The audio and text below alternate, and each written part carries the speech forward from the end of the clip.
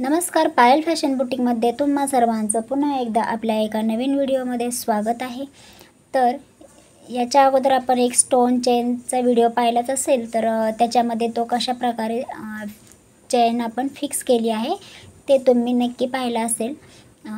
तर आज आपण सेकंड पार्ट पाहणार आहोत त्याचा।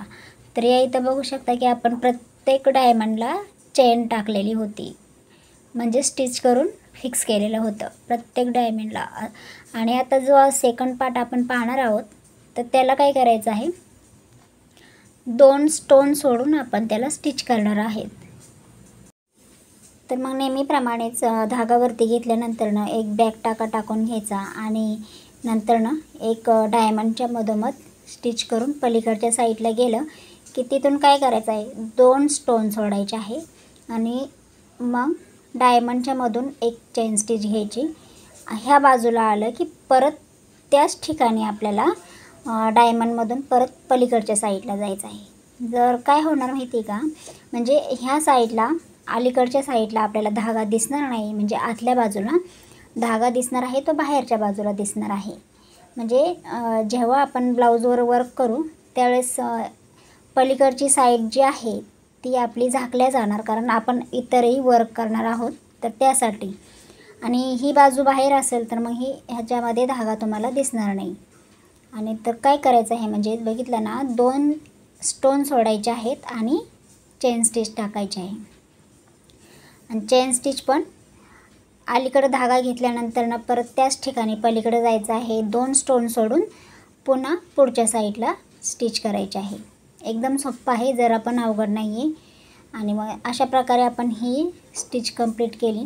तर बघू शकता डिफरन्स पहिल्या स्टिचमध्ये आणि सेकंड स्टिचमध्ये काय आहे। इथे आपण प्रत्येक ह्याच्यामध्ये स्टोनमध्ये धागा टाकून घेतलेला आहे आणि त्यामध्ये फक्त 2 स्टोनमध्ये धागा टाकून तिथूनच परत रिटर्न घेतलेला आहे। तर आता बिना ग्लू लावता पण आपण ही चेन कशी फिक्स करायची आपण ते पाहूयात। तर काय असतं, जेव्हा आपण बिगिनर्स असतो, म्हणजे जेव्हा आपण नवीन जर शिकत असताल ना, तर त्या टायमिंगला आपल्याला व्यवस्थित असं चेन स्टिच फिक्स करायला जमत नाही, म्हणजे स्टोन चेन। तर त्यासाठी म्हणून तो ग्लू लावून अगोदर घ्यायचा आहे आणि म्हणजे मग व्यवस्थित आपल्याला ती स्टिच करता येणार आहे। तर बिना ग्लू लावता पण आपण चेन स्टिच कशी करायची ते बघा। तर इथं आपण काय केलं आहे, आता मी मॅचिंग धागा घेतलेला आहे। तर तुम्ही पण जेव्हा ब्लाऊजवर वर्क करताल ना, त्यावेळेस तुम्ही मॅचिंगच धागा घ्यायचा आहे। इथे मी तुम्हाला स्पष्ट दिसावं म्हणून मी तो वेगळा धागा घेतला होता। तर मग आता इथं मी काय करत आहे, मॅचिंग धागा घेतलेला आहे आणि इथं ग्लू पण नाही लावलेला आहे, मी सरळ स्टिच करत चाललेली आहे। तर इथं आपण जसं पहिलं केलेलं आहे पहिल्या भागामध्ये, तर त्याच प्रकारे मी इथं वर्क करत आहे। एक स्टोन सोडून परत म्हणजे प्रत्येक स्टोनमध्ये मी ही स्टिच करत आहे। ग्लू तुम्ही वेगळा घ्या, हा ग्लू म्हणजे जो मी लावलेला आहे तो घेऊ नका, कारण तुम्हाला दिसतच असेल की जरा काळा पडतोय तो ग्लू।